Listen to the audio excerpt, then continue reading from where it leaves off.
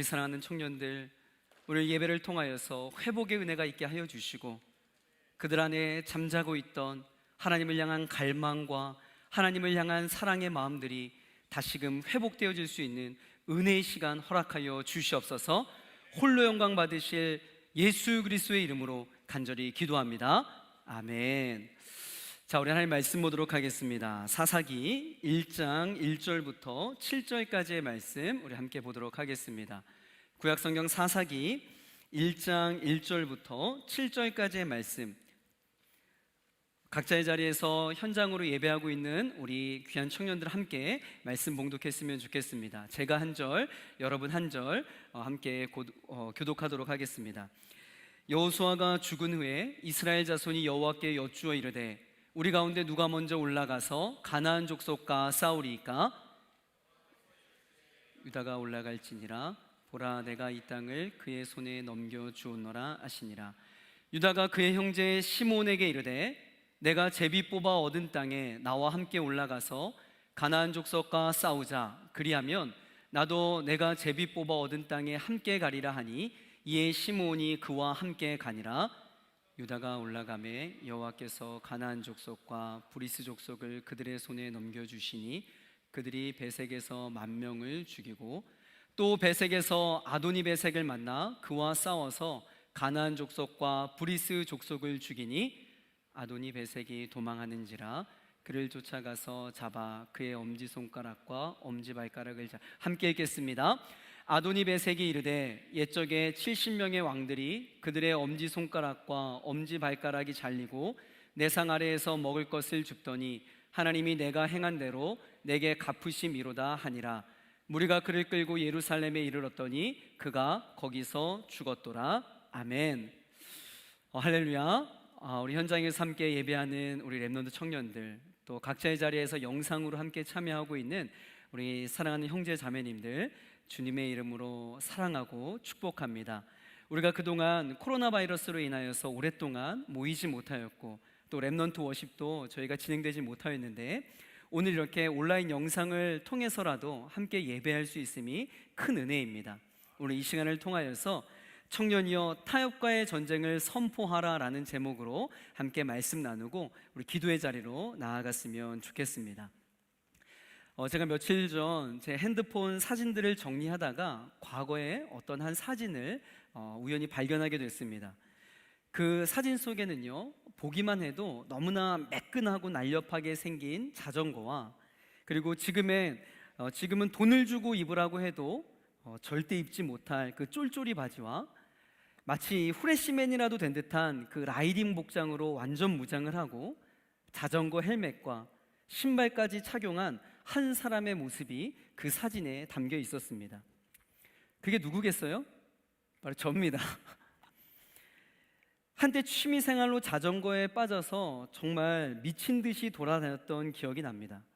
금요 철화가 끝나고 나면 바로 후레쉬맨으로 변신하여서 남산 정상까지 올랐던 일들, 과연 나의 체력의 한계가 어디인가를 테스트하기 위해서 내가 오늘은 몇십 킬로를 탔노라고 의스레를 떨었던 그 일들이 생생하게 기억이 납니다. 그럼 그 자전거는 지금 어디에 있을까요? 그리고 제가 비싼 돈을 주고 산 각종 라이딩 아이템들은 어디에 있을까요? 글쎄요, 창고 어딘가에 돌아다니고 있을 겁니다. 또 한때는 제가 DSLR 카메라에 빠져서 렌즈와 각종 장비들을 비싼 돈을 주고 엄청 구입을 하고 시간만 나면 이곳저곳 출사를 다녔던 적도 있었습니다. 그때 구입한 카메라 렌즈와 또 고가의 장비들은 어디에 있을까요? 글쎄요, 그건 역시 창고 어딘가에 있을 겁니다. 전 이렇게 뭔가 하나에 꽂히면요, 끝장을 보는 스타일입니다. 그런데 창고에 처박혀 있는 이 자전거 용품과 카메라 용품이 증명하듯이 그 취미 생활이 오랫동안 유지되지는 않습니다. 여러분, 저만의 이야기는 아닐 것입니다. 우리 인간의 기본적인 욕구인 탐욕과 소유욕은 이 취미 생활이라고 하는 것으로 둔갑하여서 많은 열정과 또 많은 재정과 많은 시간을 투자하며 살아갑니다. 새해가 되면요, 헬스장에 갑자기 평소에 안 보이던 사람들로요 북적거립니다. 아마도 이 다이어트를 결심하고 수십만 원의 돈을 지불하면서 1년치 등록을 한 것 같아요. 그런데 일주일 후면 언제 그렇다는 듯이 그 사람들은요 보이지가 않습니다.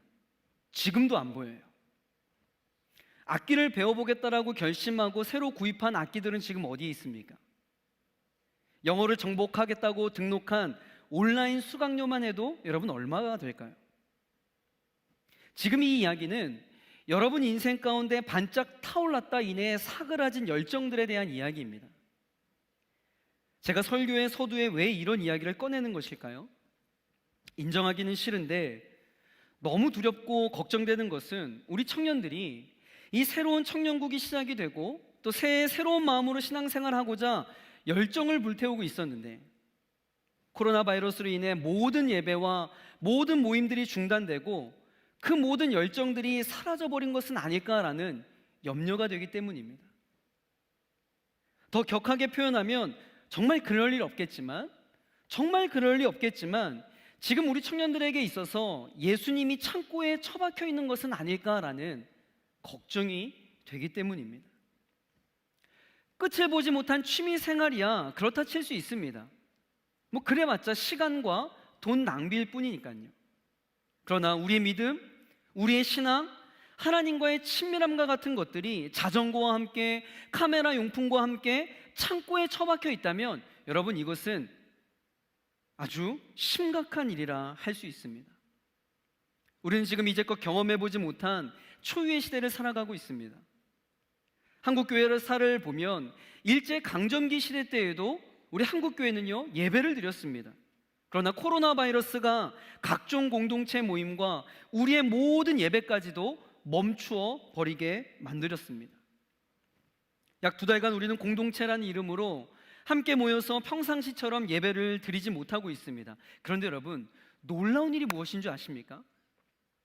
처음 1, 2주간은요 우리 청년들이 이 주일날 예배가 없다라는 사실에 너무 당황해하고 내 영혼에 이 알러지 반응들이 일어났었는데 3주가 지나고 4주가 지나고 5주, 6주간 이 생활들을 지내다 보니까 온라인 영상 예배가 편하고요, 토요일과 주일의 시간을 나의 스케줄에 맞게 마음껏 사용할 수 있으니 이런 라이프 스타일도 괜찮다라고 여겨지더라는 겁니다.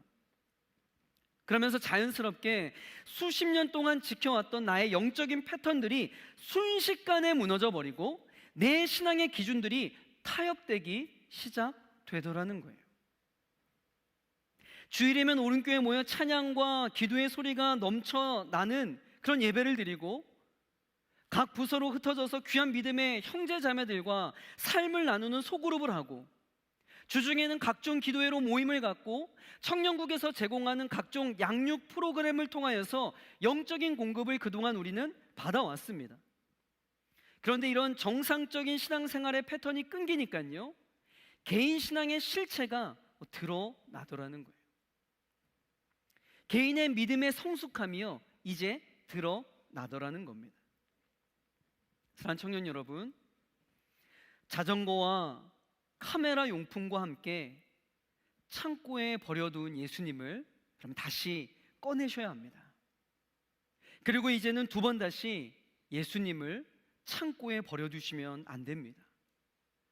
여러분의 신앙생활은 여러분의 취미생활의 한 장르가 절대 아닙니다. 제가 대학부 사역을 할 때요 한 번은 이런 일이 있었습니다. 제가 오랫동안 보이지 않는 청년에게 전화 신방을 했어요. 아무개야 요즘 왜 이렇게 얼굴을 볼 수가 없니? 좀 교회 나와라, 공동체에 나와라 라고 제가 권면을 했는데 그 청년이 저에게 하는 답변이요 이런 답변이었습니다. 목사님, 저 이제 교회 끊었어요. 그러니까 정확한 표현 그대로입니다. 목사님, 저 이제 교회 끊었어요. 도대체 이 말을 제가 어떻게 해석을 해야 될지 모르겠더라고요. 지금까지 이 청년에게 신앙생활은 과연 어떤 의미였던 것일까? 다니던 학원을 끊듯이 교회도 그렇게 생각하고 있었구나라는 생각에 참 마음이 씁쓸했던 기억이 났습니다.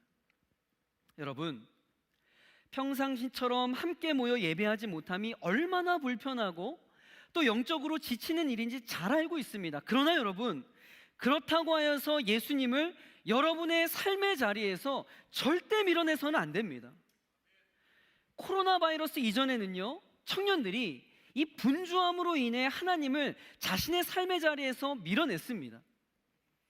바쁜 삶이라는 이 자장가에 영적으로 잠이 들어버렸던 것이 코로나 이전에 청년들의 기본적인 삶이었어요.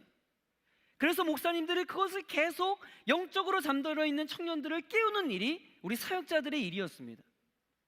그런데 코로나 바이러스 이후에는요, 청년들이 물리적으로 시간적인 여유가 생기면서 하나님 대신에 여러분의 일상적인 신앙생활의 패턴의 그 자리에 다른 것들로 채우는 현상들이 나타나기 시작했더라는 겁니다.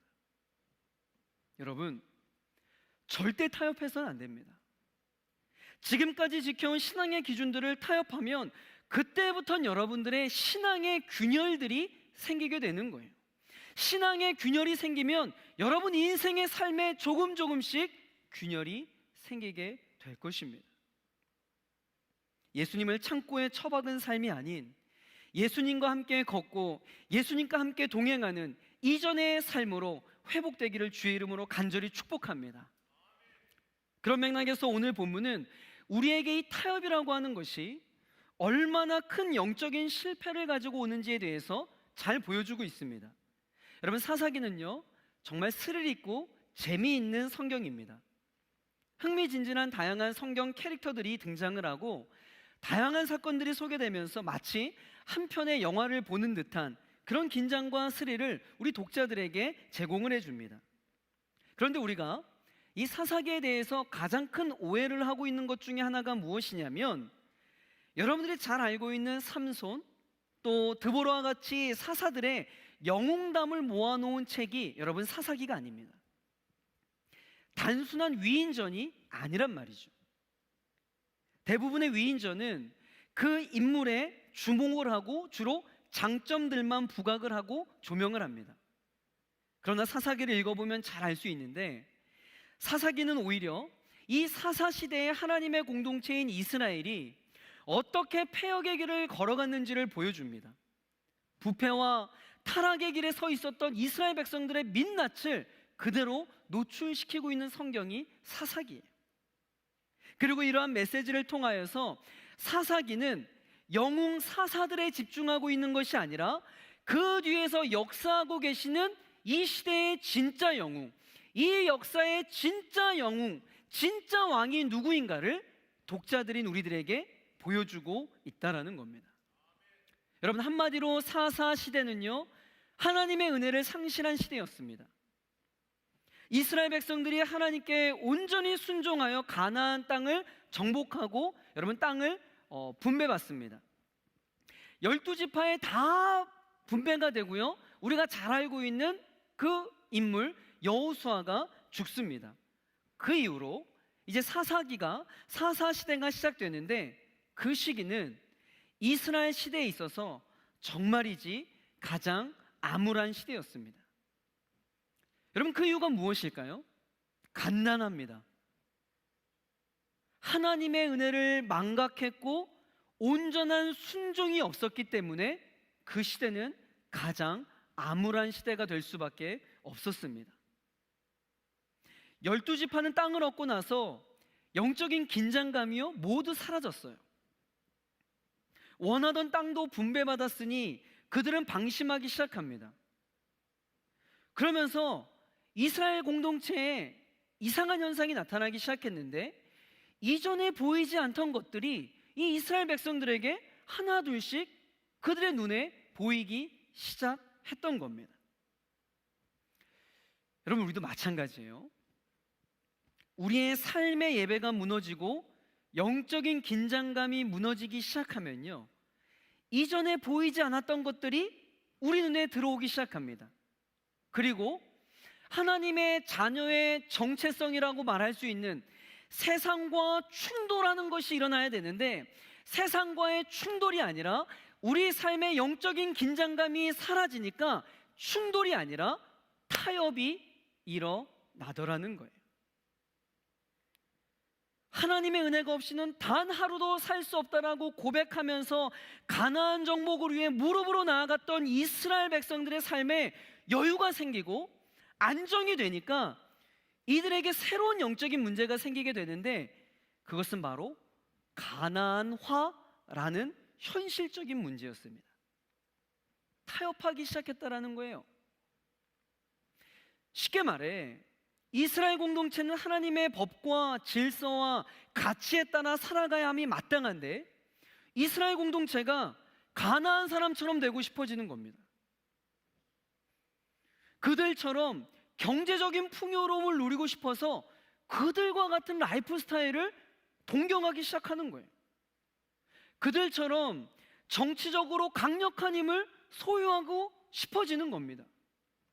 그래서 가나안의 농경 문화와 농경 문화에서 섬기는 신들이 주는 풍요를 갈망하기 시작하는 거죠. 그 신들을 섬기기 시작하는 겁니다. 왕이 통치하는 가나안과 주변 세계에서 공동체의 지도자가 누릴 수 있는 권력을 보고 그들처럼 권력을 누리고 싶었기 때문에 스스로 왕이 되려 했던 겁니다. 삶의 기준을 물질적인 풍요와 정치와 군사적인 힘에 두게 되니까 자연스레 그 가나안 사람들처럼 되고 싶은 그 마음이 스멀스멀 올라오기 시작하는 거죠. 여러분, 이런 시대를 가르쳐서 성경에서는 무엇이라고 이야기하냐면, 그때에 이스라엘의 왕이 없으므로 사람이 각기 자기의 소견에 옳은 대로 행하였더라라고 그 사사시대의 그 삶을 이렇게 한 문장으로 평가하고 있습니다. 여러분, 왕이 없었다라는 것은요, 그들의 삶의 기준에 하나님이 없었다라는 겁니다. 이것은 다시 말하면 모두가 스스로가 왕이 되어서 진정한 왕이신 하나님의 말씀에 타협하며 자기의 뜻대로 살아간 기준이 무너진 시대, 충돌이 아니라 타협이 있었던 시대, 이런 시대가 바로 사사 시대였다라는 겁니다. 그런데 여러분, 이것이 이스라엘 공동체가 하루아침에 변심을 한 것일까요? 여러분, 절대 그렇지 않습니다. 이들도 하나님을 두려워하는 마음이 있었어요. 과거에 자신의 조상들에게 베푸신 하나님의 일하심에 대해서 알고 있었기에 함부로 하나님을 등을 돌릴 수 없었을 겁니다. 처음에는요, 아주 조금씩 삶의 아주 작은 부분에서 타협하고 조금씩 양보했을 거예요. 그러나 그 조금의 타협이 사사시대에 어떠한 비극이 일어나는지 성경은 우리에게 분명히 보여주고 있습니다. 그런 맥락에서 특별히 사사기 1장의 주제는요, 타협이라고 할 수 있습니다. 이스라엘 공동체가 어떻게 세상과 적당히 타협하며 살아가는지에 대해서, 내 삶 속의 예배가 어떻게 내 삶의 다른 것들과 적당히 타협하는지에 대해서 적나라하게 보여주고 있는 것이 사사기 1장이에요. 여러분, 팀 켈러라고 하는 목사님이 이스라엘 공동체가 신앙과 가나안 문화에 적당히 타협하며 살아가는 그 이스라엘 공동체의 모습을 무엇이라고 표현하였냐면요, 절반의 제자도라고 표현을 합니다. 절반의 제자도의 첫 시작은요, 2절과 3절의 본문에 잘 나타나고 있어요. 여호수아가 가나안 땅을 정복하고 각 지파에게 그 땅을 분배했습니다. 그러나 그 땅에는 여전히요, 원주민들이 살고 있었고 그들을 완전히 쫓아내는 것이 이스라엘 공동체에 남겨진 사명이었습니다. 그래서 분배된 영토의 정복을 완료하는 첫 번째 주자로 누가 가야 되는지에 대해서 하나님께 여쭈어 봅니다. 그러자 하나님은 2절에 유다가 올라갈지니라 라고 정확하게 말씀을 해주세요. 그리고 내가 이 땅을 그의 손에 넘겨 주었다라고 승리의 확신도 이 이스라엘 백성들에게 심어줍니다. 그런데 유다는 그 하나님의 말씀이 있자마자 순종에 실패해요. 자, 우리 3절 말씀 우리 함께 좀 읽어보겠습니다. 시작. 유다가 그의 형제 시몬에게 이르되 내가 제비 뽑아 얻은 땅에 나와 함께 올라가서 가나안 족속과 싸우자.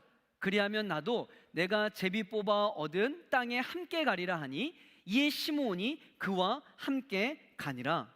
아멘. 여러분, 유다의 행동을 분석해 볼 때 군사적으로는요 아주 엑설런트했어요. 그리고 매우 상식적인 행동일지 모르나 영적으로는 신실하지 못한 행동이라고 할 수 있습니다. 하나님은 분명하게 뭐라고 이야기했냐면 유다가 올라갈지니라, 유다가 올라갈지니라 라고 말씀하셨는데, 유다는 온전히 순종하지 못해요. 가는 것에는 순종하지만 혼자 가지 않죠. 그들의 제자도는요, 팀 켈러 목사님이 이야기했던 것처럼 절반의 제자도에 불과한 것입니다. 왜 그랬을까요?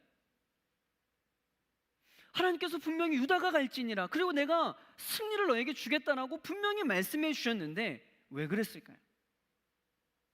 성경에는 아주 클리어하게 그 이유를 이야기하고 있지만 우리는 전후 맥락을 통하여서 그 이유를 충분히 유추할 수 있습니다.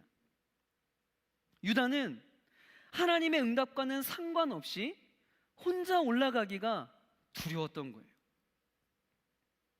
자신들의 질문에 대한 하나님의 분명한 응답이 있었어도요 여전히 두려웠던 겁니다.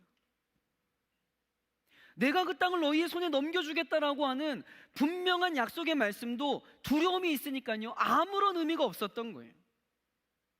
여러분, 하나님을 온전히 믿지 못하면요 그때 남는 건요 사람뿐입니다. 의지할 건요 내 주변에 사람만 남아요. 그래서 유다는 시므온과 함께 가자고 했던 겁니다. 함께 가고 연합해서 가고 뭉쳐서 가고 많이 가면 나을 것 같다라는 지극히 인간적인 생각의 판단이었던 거죠.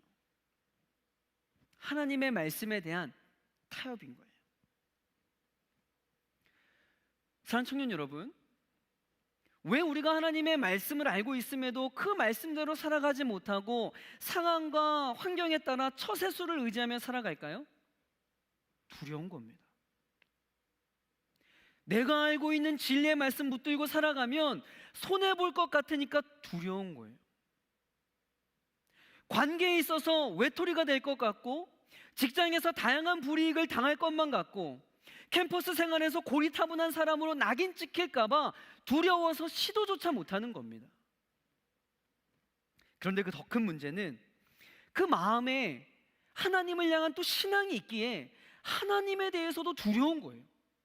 그러니까 여러분, 믿지 않는 세상 사람보다 더 불편하고요, 더 불안하고요, 더 괴롭고요, 더 힘든 삶을 살아가는 자들이 절반의 제자도를 따라가는 자들이에요. 그래서 생겨난 우리 삶의 변종 괴물이 바로 절반의 제자도라는 것입니다.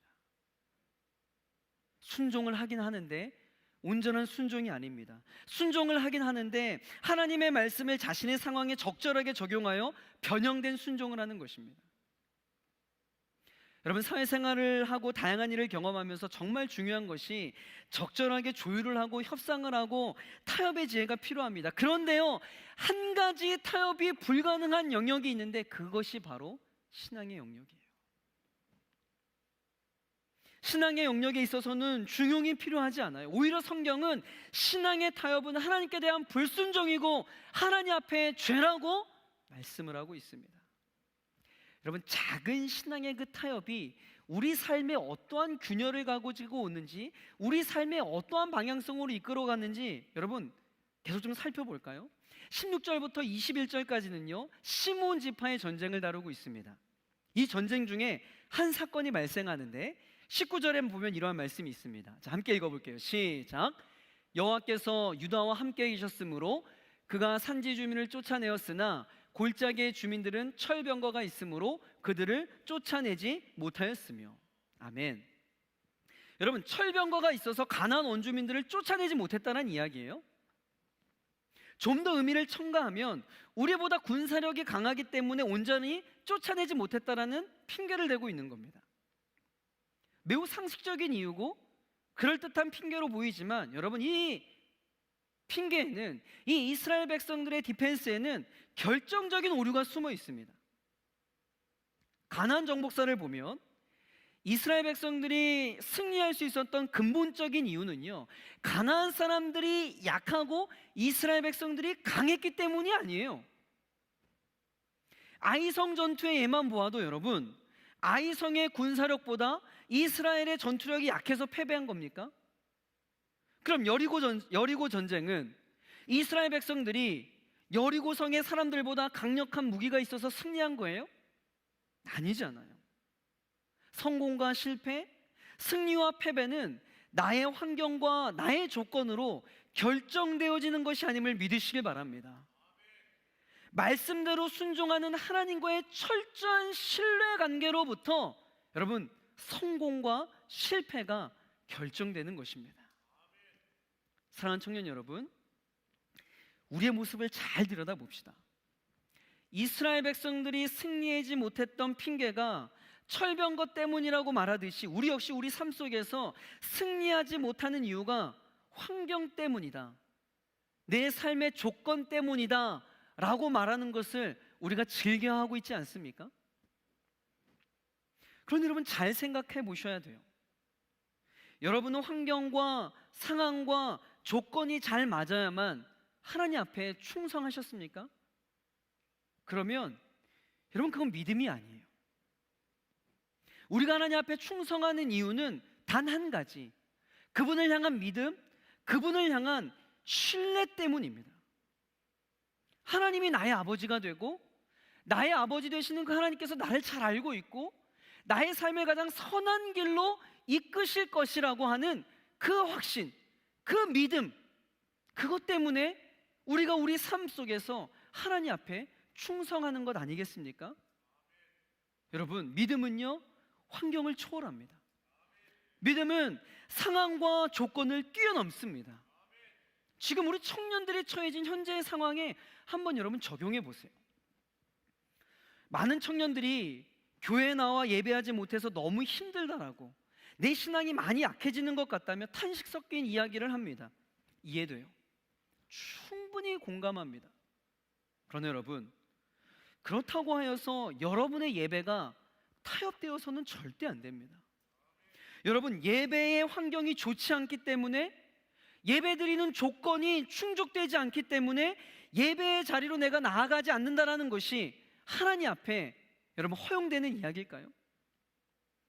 개인의 예배든 가정 예배든 큐티를 통한 말씀 묵상이든 찬양을 하며 하나님을 높여드리든 어떠한 방법을 통해서라도 환경을 초월해 예배의 자리에서 승리하는 모든 렘넌트 청년들 되기를 주의 이름으로 간절히 축복합니다. 여러분, 타협의 무서움이 무엇이냐면요, 타협은요 절대 한 번으로 끝나지 않는다라는 거예요. 다른 지파들은 어땠는 줄 아세요? 22절부터 기록되었는데 정말 기가 막힌 일들이 벌어지게 됩니다. 요셉 지파가 베델성을 치러 가기 위해 그 땅을 정복하는데 그 지역에 루스라는 성읍에서 한 사람이 나왔습니다. 정상의 시나리오라면 애당초 하나님은 이스라엘 백성들에게 이 가나안 땅에 들어가거든 가나안 사람들 남기지 말고 모두 쫓아내라고 하셨기 때문에 그들을 진멸해야 함이 마땅한 스토리예요. 그런데 요셉 족속들은요 어떻게 하는 줄 아세요? 은밀한 거래를 하며 오히려 그들에게 손을 내밉니다. 24절 말씀 한번 볼까요? 자, 함께 읽어보겠습니다. 시작. 정탐꾼들이 그 성읍에서 한 사람이 나오는 것을 보고 그에게 이르되 청하노니 이 성읍의 입구를 우리에게 보이라. 그리하면 우리가 너에게 선대하리라 하매. 아멘. 이게 무슨 얘기냐면 성읍에서 나오는 사람에게 붙잡아 놓고 야, 너가 성에 관한 정보를 주면 내가 살려줄게, 제안하는 거예요. 그래서 결국 그 사람은요 동족을 팔아먹는 배신자가 되는 대신에 목숨을 보존합니다. 그리고 나중에 어떠한 일이 일어난 줄 아세요? 그는 이스라엘 땅에 큰 성읍을 건설하고 리더가 됩니다. 수장이 돼요. 그리고 그는 하나님과 상관이 없는 자신이 가진 종교, 자신이 가진 문화를 건설하고 새로운 문화를 정착시키게 됩니다. 몰아내야만 하는 가나안 원주민들을 오히려 협상의 대상으로 삼고 살려두는 타협을 통해 하나님 앞에서 큰 죄악을 짓게 되는 거예요. 이스라엘 백성들을 인터뷰한다면 또 그들은 나름대로 할 이야기가 있었을 거예요. 이거는요 승리하기 위한 전략이었습니다, 전술이었습니다. 아니요, 하나님은 그것을 전략이라고 전술이라고 절대 평가하지 않을 거예요. 그것은 어디까지나 하나님을 절대적으로 신뢰하지 않는 타협이요 불순종이라고 하나님은 말씀하실 거예요. 성경은 여기서 그치지 않아요. 도대체 이들의 막장은 어디까지인지 27절 하반절과 28절의 말씀을 보세요. 가나안 족속이 결심하고 그 땅에 거주하였더니 이스라엘이 강성한 후에 가나안 족속에게 노역을 시켰고 다 쫓아내지 아니하였더라. 여러분, 무언가 낯선 표현을 발견하지 않으셨습니까? 사사기 1장에 이스라엘의 모든 지파가 등장하는데 각 지파에 대한 소개가 나올 때마다 모든 지파에게 공통적으로 들어가는 표현이 있습니다. 9지파가 등장하니까 총 9번이 반복되는 표현이 뭐냐면 쫓아내지 못하였더라, 쫓아내지 못하였더라, 그곳에 있는 원주민들을 쫓아내지 못하였더라라는 표현이 계속적으로 나오고 있어요. 그런데 충격적인 사실은 28절 마지막에는요 쫓아내지 못하였다가 아니라 뭐예요? 쫓아내지 아니하였다라는 겁니다. 여러분, 이것은 엄청난 차이입니다. 실력이 부족해서, 능력이 부족해서 할 수 없어서 못한 게 아니에요. 이것은 의지의 문제입니다. 쫓아내지 않은 것은 쫓아내고 싶은 의지가 없었던 거예요. 쫓아낼 마음이 없었던 겁니다. 실력이 있고 능력이 있고 방법이 있음에도 불구하고 쫓아내고 싶은 마음이 없었던 거예요. 쫓아내야 한다는 것을 몰라서가 아니고 쫓아낼 수 없어서가 아니고 최선을 다했음에도 역부족이었던 것이 아니고 어떻게 이루어내려고 갖은 노력을 다한 것이 아니고 애시당초 처음부터 마음이 없었던 거예요. 왜요? 이스라엘 백성들이 가나안 사람들을 쫓아내지 않은 이유가 그럴 능력이 없어서가 아니라 그들에게 일을 시켜서, 노역을 시켜서 종으로 부리고자 함이었다라고 성경은 이야기합니다. 결국 이스라엘 백성들은 이스라엘 자신의 유익을 위해서 하나님의 말씀에 반기를 들었던 겁니다. 의지적 불순종의 단계로 또 한 단계 타협했던 거죠. 여러분, 그 결과가 어떻습니까? 그들이 처음에는 이스라엘 사람들을 위해 일을 합니다. 그러나 훗날 이스라엘 백성들은 자신들이 살려놓았던 그들 때문에 우상을 섬기게 되고 그로 말미암아 하나님 앞에 큰 징계를 받게 돼요. 여러분, 이것이 타협의 작은 균열로 생겨난 그 인생의 종지부가 바로 이거예요. 여러분, 지금까지 살펴본 사사기 1장의 큰 그림들이 보이십니까? 타협의 과정들이 어떻게 진행되는지, 어떻게 눈덩이처럼 불어나는지 여러분 큰 그림들이 보이세요? 이스라엘 백성들을 처음에 하나님 말씀에 온전히 순종했습니다. 그 다음에는 부분적으로 순종을 합니다. 절반의 제자도의 단계가 되었어요. 그리고 마지막에는요 의지적인 불순종으로 완전한 불순종의 단계로 발전해요. 완전한 순종, 부분적인 순종, 전적인 불순종. 이것이 신앙의 영역에 있어 타협의 과정이요 결과를 할 수 있는 거예요. 사랑하는 청년 여러분, 이스라엘 백성들의 타협의 과정을 통해 신앙을 떠나버리는 이 모습은 오늘날 청년들의 삶에서도 동일하게 적용이 됩니다. 갑자기 하루아침에 예배의 자리를 떠나는 사람 없습니다, 여러분. 갑자기 다음날 아침에 하나님을 부인하는 사람 없어요. 신앙의 열정이 식어버리고 예배의 감격이 사라지는 일들이 누군가 보기에는 어느 날 갑자기 일어난 일 같지만 실은 그렇지가 않아요. 그렇게 되기까지는 신앙의 영역에 타협의 프로세스가 조금씩 진행되고 있었던 거예요. 쇠가 하루아침에 녹슬어 버립니까? 시간을 두고 조금씩 녹슬듯이 우리 신앙생활의 영역에 있어 자그마한 타협이 마침내 나의 신앙생활에 큰 영향을 미치게 된다는 것을 우리는 이 사사기 1장의 모습을 통하여서 우리 삶을 바라다 봐야 됩니다. 여러분, 이것이 바로 저와 여러분이 이 시대에 싸워야 할 전쟁의 영역입니다. 여러분, 우리는 늘 속아요. 이 정도는 괜찮다고 어쩔 수 없다라고 합리화합니다.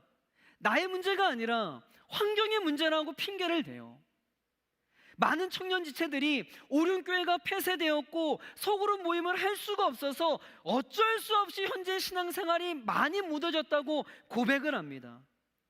지금까지 유지해오고 있었던 신앙생활의 패턴이 코로나 때문에 무너졌다라고 이야기를 해요. 그런데 여러분, 틀린 말이에요. 여러분, 속지 마세요. 타협하지 마세요. 온라인 예배를 드리는 여러분의 자세는 어떠합니까? 하나님을 경외하는 마음으로 예배에 참여하고 계십니까?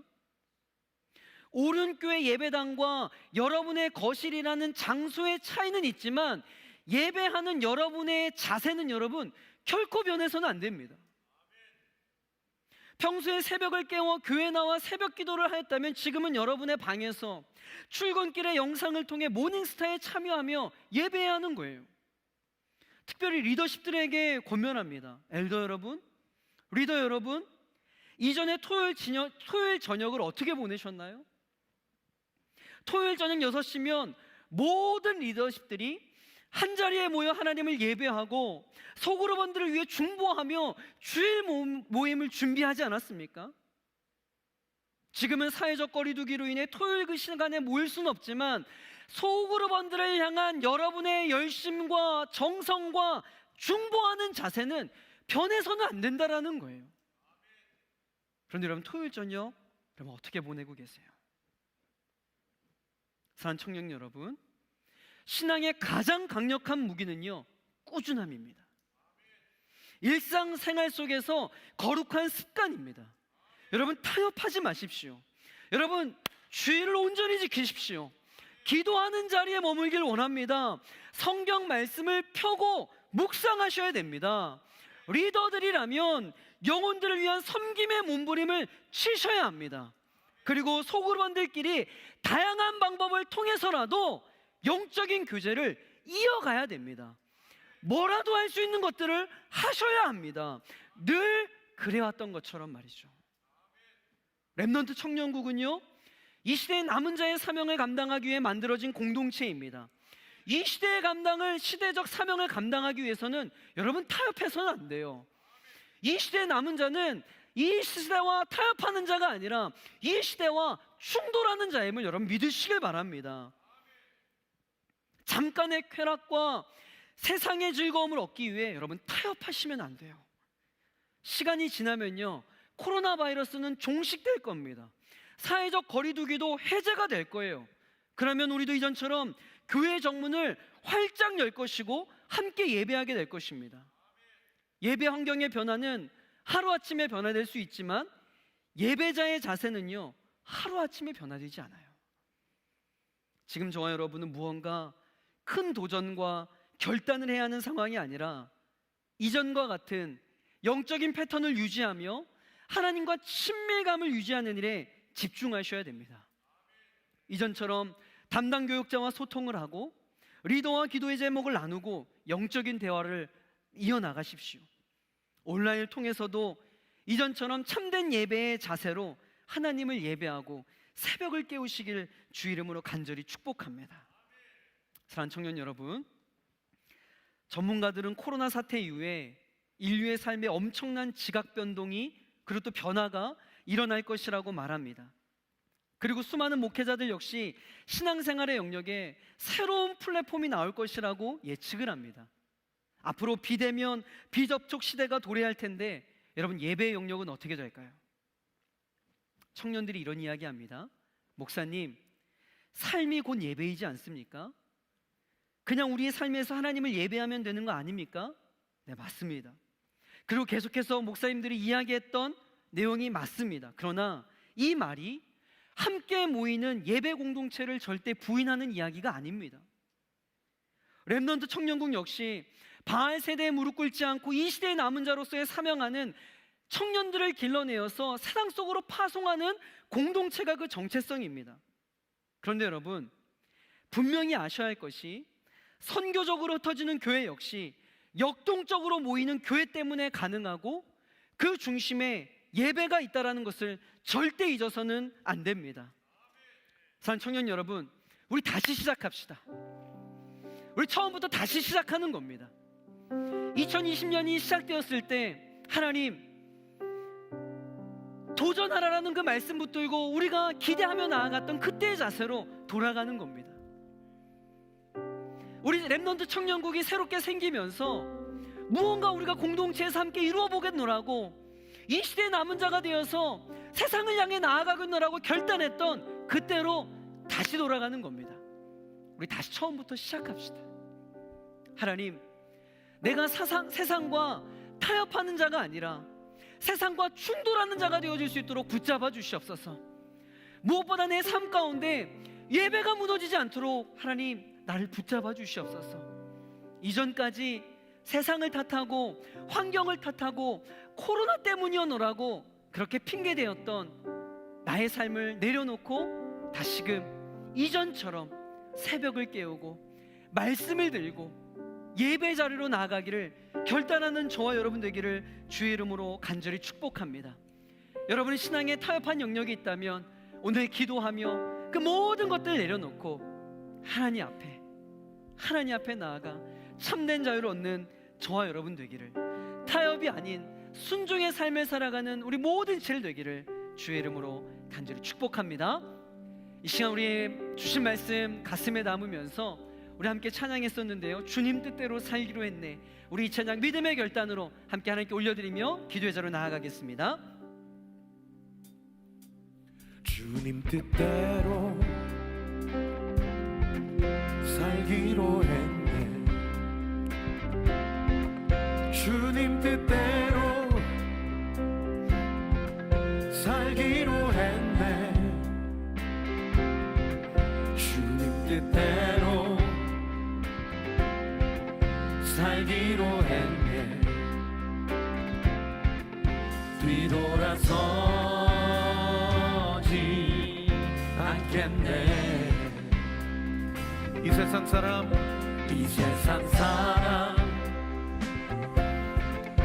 날 몰라줘도, 이 세상 사람 날 몰라줘도, 이 세상 사람 날 몰라줘도 선포합시다. 뒤돌아서지 않겠습니다. 뒤돌아서지 않겠네. 뒤돌아서지 않겠네. 뒤돌아서지 않겠네. 어떠한 시련이 와도 수많은 유혹 속에도 신실하신 주님 약속 나 붙들리라. 세상이 이해 못하고 우리를 조롱하여도 신실하신 주님 약속만 붙들리라. 어떠한 시련이 와도 어떠한 시련이 와도 수많은 유혹 속에도 신실하신 주님 약속만 붙들리라. 세상이 이해 못하고 우리를 조롱하여도 신실하신 주님 약속만 붙들리라. 결코 돌아서지 않으리. 우리 주신 말씀 가지고 우리 마음을 새기면서 함께 기도의 자로 나아갔으면 좋겠습니다. 여러분의 코로나 바이러스가 우리 삶에 많은 변화를 가져다 주었는데 그 중에 가장 큰 것이 우리의 예배 생활을 무너지게 만들었다라는 것입니다. 여러분, 예배가 무너지면 우리 삶의 모든 것들이, 아니 우리 삶의 전부가 무너지게 되는 것입니다. 여러분, 결코 타협하시면 안 됩니다. 하나님, 내 삶에 다시금 예배가 회복되게 하여 주시옵소서. 우리 지난주 말씀처럼 오히려 이 시간이 위기가 아니라 내 삶에 하나님을 더욱더 뜨겁게 만나는 기회의 시간이 될 수 있도록 도와여 주시옵소서. 이 시간 나서는 예수 그리스도를 명하노니 내 안에 죽어있는 영역들은 살아날지어다. 어둠의 영역은 물러가고 복음의 빛으로 내 삶이 회복될지어다. 아멘. 여러분, 신앙의 영역에서 타협한 부분이 있다면 여러분 과감히 떨쳐내시길 바랍니다. 하나님, 청년의 때에 타협과의 전쟁에서 승리하게 하여 주시옵소서. 아멘. 오직 하나님을 선택하고 하나님만 따르는 청년의 시절이 될 수 있도록 더하여 주시옵소서. 아멘. 내 영화 깰지어다. 비파와 수금으로 찬양할지어다. 아멘. 우리 이 시간 주님의 이름 한번 부르시고 기도합니다. 주여, 하나님 아버지, 신부 앞에 나아갑니다. 하나님 아버지, 오늘 말씀처럼 우리 삶의 많은 부분들이 무너졌음을 바라다 봅니다. 이스라엘 공동체들이 아버지에게 처음부터 아버지 완전한 불순종의 단계로 나아갔던 것이 아니면 오늘 말씀을 통해 살펴보았습니다. 하나님 아버지, 코로나 바이러스가 우리 삶의 많은 변화를 가져다 주었는데 아버지, 하나님 그 중에 많은 청년들이 아버지 예배의 삶들이 무너져서 아버지, 하나님 내 삶의 가장 중요한 요소인 예배가 무너져서 회복이고 있는 것을 바라다 봅니다. 코로나 때문이었더라고, 오늘 교회가 문이 닫아서 그랬더라고, 내 삶을 탓하고 나의 환경을 탓하였던 그 모든 일들을 이 시간 얘기하며 다시 아버지 하나님 그리스도의 십자가를 붙들고 나아가오니 하나님의 주님에게 회복의 은혜를 허여 주시옵소서. 하나님, 내 삶에 다시금 예배가 회복되어지길 소망합니다. 이 시간 나사렛 예수 그리스도를 명하노니 모든 청년들을 깨어날지어다. 이 시간 나사렛 예수 그리스도를 명하노니 우리 청년들의 삶 가운데 어둠의 영역은 물러날지어다. 하나님 아버지, 새로운 아버지 하나님 회복의 영을 임하여 주시옵소서. 우리 청년들에게 다시금 아버지 살아나는 은혜를 더하여 주시옵소서. 하나님 아버지, 특별히 그들의 삶 가운데 타협한 영역이 있다면, 아버지 신앙 영역에서 타협한 영역이 있다면 이 시간 아버지 다시 한번 철저하게 무릎 꿇고 하나님 앞에 아버지 기도하며 나아가오니 아버지 은혜를 더하여 주시옵소서. 오직 하나님만을 선택하기를 원합니다. 오직 하나님만을 선택하며 하나님께서 기뻐하시는 그 아버지 길을 따라가니 소망합니다. 아버지 하나님, 이 시간 이 현장에서 또 하나 또 올라온 영상을 통하여서 예배하는 모든 청년들에게 하나님 아버지 인지하여 주시고 아버지 강력한 성령의 기름을 부어주시옵소서. 회복의 영을 허락하여 주시옵소서. 돌아서지 않기를 원합니다. 타협하지 않기를 원합니다. 하나님 아버지, 무엇보다 아버지 예배하는 것이 내 삶의 가장 중요한 일임을 깨달아 삶의 예배뿐만 아니라 아버지 그 개인의 아버지 하나님 정말 주의 시간에 하나님의 예배하는 일이 회복되어질 수 있도록 주님 역사해 주시고 붙잡아 주시옵소서. 하나님 아버지, 우리 공동체와 우리 개인과 우리 모든 아버지 청년들의 삶 가운데 아버지 진정한 회복을 허락하여 주시옵소서. 진정한 아버지 회복이여 주님께서 임하여 주시옵소서. 주님 아버지, 이 시간 아버지 우리 모든 기도와 기도의 물을 우리 모든 청년들에게 아버지 충만케 해주시옵소서. 하나님 충만케 해주시옵소서. 아버지 주시옵소서. 아버지 증거해 주시옵소서. 아버지 돌아서지 않게 하여 주시옵소서. 타협하지 않게 하여 주시옵소서. 아버지 모두니 하나님만 따르고 하나님만 바라보며 나아가는 그런 자들의 믿음으로 주님께 살게 해 주시옵소서.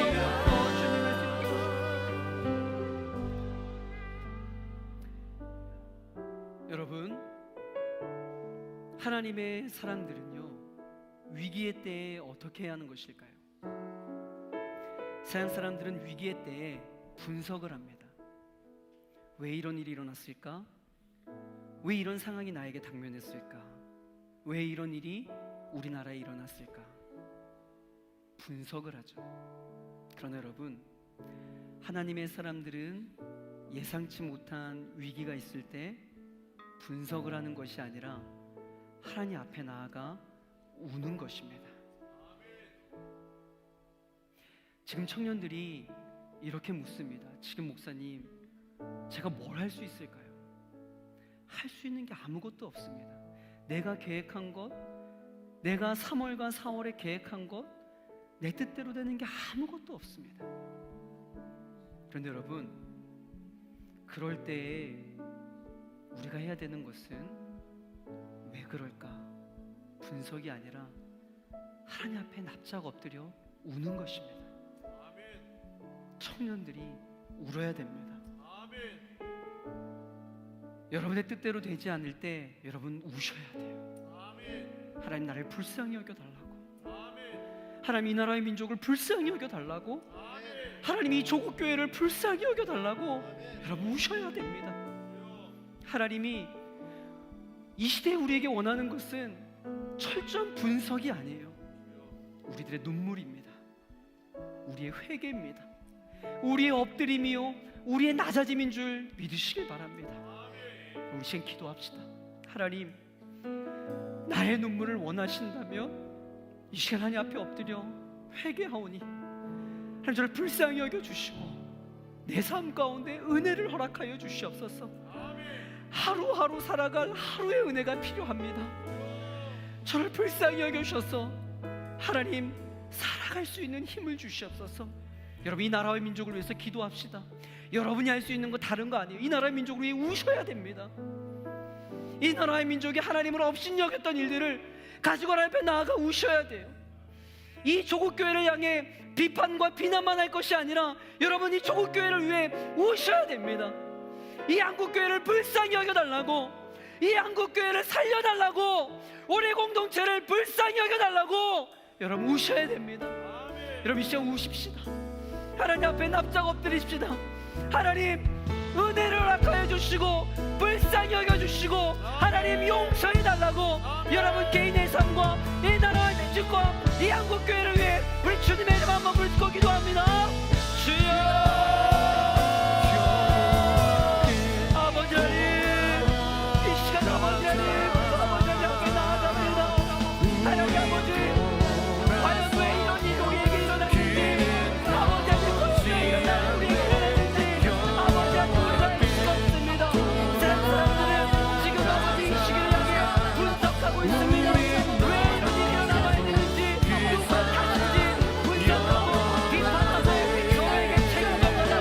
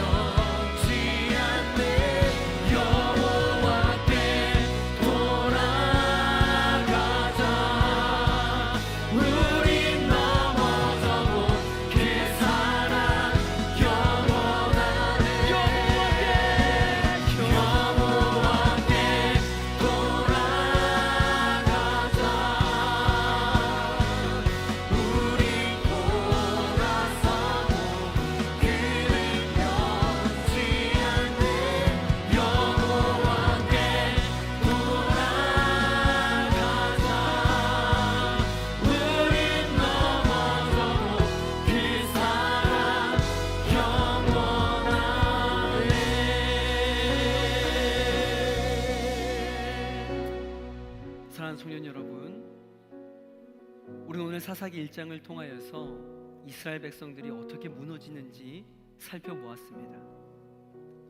완전한 순종, 부분적인 순종, 전적인 불순종. 하루아침에 하나님과의 관계에서 멀어지고 무너지는 사람은 없습니다. 조금씩 내 삶에, 내 신앙에 그 작은 균열, 그 타협의 작은 균열에서 시작되는 겁니다. 여러분 지금 어느 단계에 있습니까? 완전한 순종, 부분적인 순종, 의지적인 불순종. 이 세 단계의 어느 지점에 여러분들은 지금 있을 겁니다. 완전한 순종을 하고 계십니까? 교만하지 말고 잘 지켜나갈 수 있도록 하나님을 붙잡으시길 바랍니다. 그럼 부분적인 순종을 하고 계세요? 그것에 만족하며 스스로 타협하지 말고 회개하며 타협하기 이전에 첫사랑을 회복하기를 몸부림치시길 바랍니다. 전적인 불순종을 하고 계세요? 여러분, 그러면 우리 찬양처럼 여호와께 돌아가셔야 됩니다. 하나님의 은혜가 절대적으로 필요한 시기입니다. 아무 생각 말고 주님 앞에 나오십시오. 그러면 우리 긍휼의 하나님께서 여러분들을 회복시키실 것입니다. 여러분 어느 위치에 있습니까? 그것은 하나님과 여러분이 잘 알고 있을 겁니다.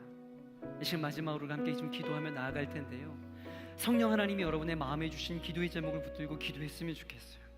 여러분 분명히 세 단계의 어느 지점에 있을 겁니다. 그리고 성령 하나님께서 여러분들에게 이 시간 기도할 제목들을 주실 거예요. 교만한 자에게는 겸손의 마음을, 또 그 마음에 실패감으로 젖어있는 청년들에게는 하나님께서 회복의 은혜를 주실 것이고, 하나님께 나올 수조차도 없는 무너져버린 청년들에게는 그 십자가의 은혜로 이 시간 하나님께서 여러분들을 일으켜 세우실 것입니다. 이 시간 특별한 기도 제목이 아니라 하나님 저를 불쌍히 여겨달라고, 여러분의 어느 지점에 있든지 간에 하나님은 여러분들과 만나기를 원하십니다.